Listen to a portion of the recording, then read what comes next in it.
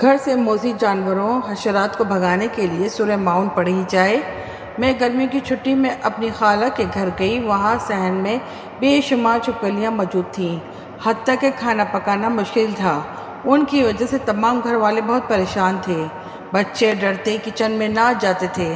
میں نے بس ایک ہی دن میں بلند آواز میں 7 بار سورہ ماؤن پڑھی، اور جب میں پڑھ رہی تھی تو وہ ساری چھپکلیاں اکٹھی ہونا شروع ہو گئیں، پھر آہستہ آہستہ تھوڑی دیر بعد نظروں سے ایک دم اوجھل ہو گئیں۔